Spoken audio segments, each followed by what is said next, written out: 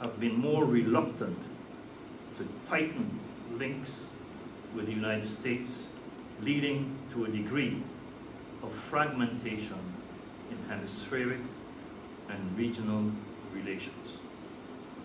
What all this means is that in the international arena, there is a battle raging between China and the United States for the heart and souls, and for alliances with and commercial ties with peoples of different countries on the globe by entering into massive trade agreements. St. Martin also is not included in any of these trade agreements. And even if we were, we would have nothing to offer because we have nothing to trade except sun, sea, and sand. Tourist services is what we have to offer. If all we have to offer is tourist services, and our economic survival is totally dependent on tourist services, then our tourist product has to be second to none. Our tourist product has deteriorated over the years. There has been a lack of attention and a lack of care to make our tourist product the best in the region. Each man, woman, and child on St. Martin should know this, and we have to create and have access to quality hospitality, education, and training right here on St. Martin, with the aim of producing hotel managers and other hospitality experts to support our hospitality industry. Without a serious overhaul of our tourist product, and without producing the human resources to support our industry, we will continue to deteriorate. We have been lucky so far, but the survival of the economy of a nation cannot be left up to luck. It has to be planned. It has to be nurtured and guided to attain the goals we are seeking. As outlined above, we are confronted with economic development patterns of the past which are unsustainable, the ever-increasing inequality in the world is stifling demand, the wonders of globalization, which is based on trade, has passed us by like ships in the night. The technological revolution the world is going through is threatening jobs in our labor market. These are all reasons for a call to arms. We cannot sit back and wait as if it is business as usual. We cannot go back to solutions and methods of the past. We have to find new, innovative, and effective ways to sustain and broaden our economy and create new and better paying jobs. When seen from this point of view, the future of St. Martin looks quite bleak.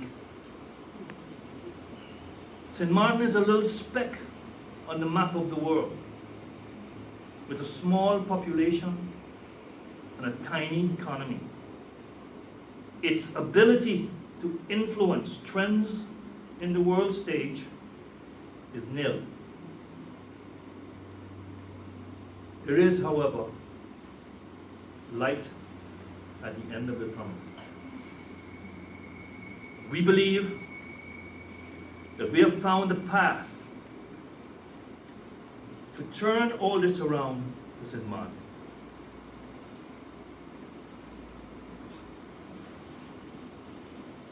China has changed its strategy of being the manufacturer.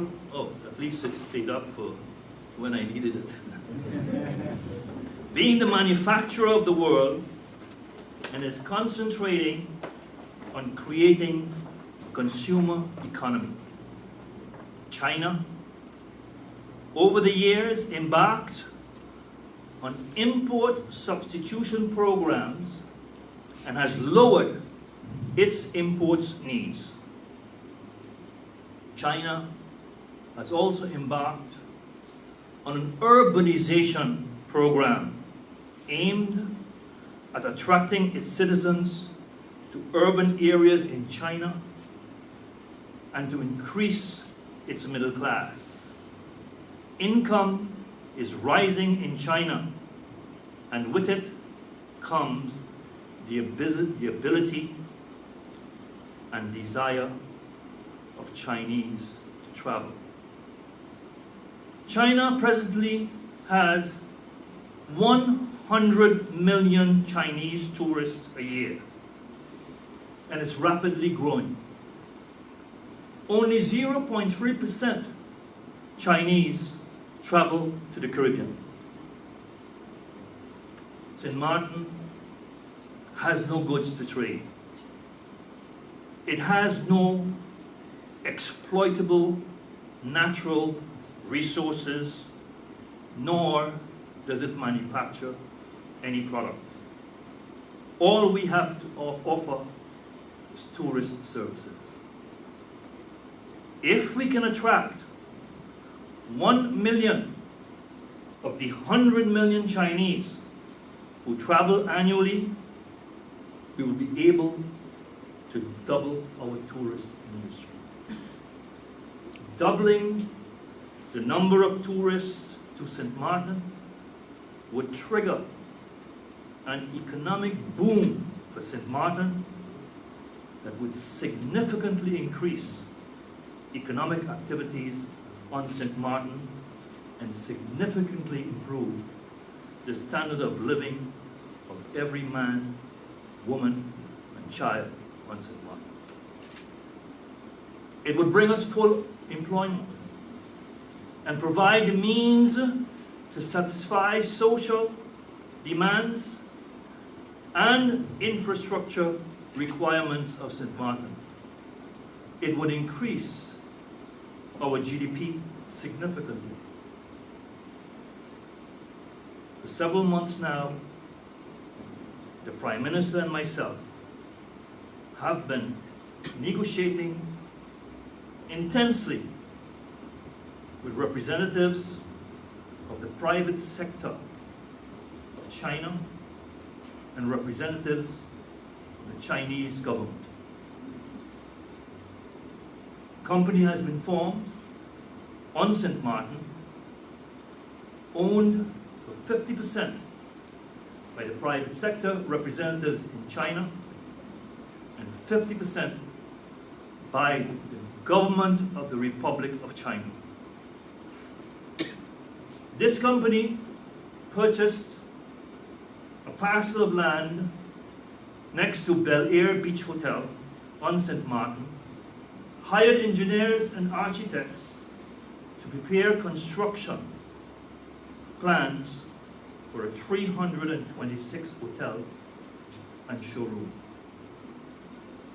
on the property, as well as 450 apartment units. These plans have been submitted to VROMI, and the groundbreaking ceremonies for this project is scheduled for September 17, 2016. The 450 apartment units that will be built will be sold to Chinese companies to be used by their executives and staff as a hub for commercial activities these companies intend to pursue in the rest of the Caribbean and in Latin America. St. Martin will be the hub and the center for these activities. The hotel and showroom are intended to accommodate businessmen and women and other interested parties from the Caribbean and Latin America to come to St. Martin to view the products and services on display in this showroom and to pursue other business opportunities that meet their needs.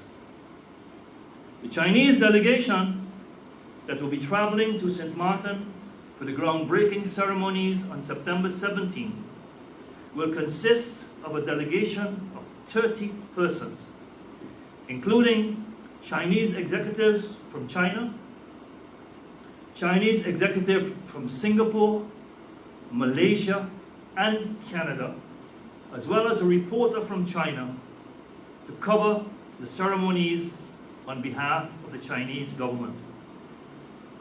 Chinese government consular personnel will also be visiting St. Martin for that occasion. During the discussions held between the Prime Minister, myself, and the Chinese representatives, they committed to take the necessary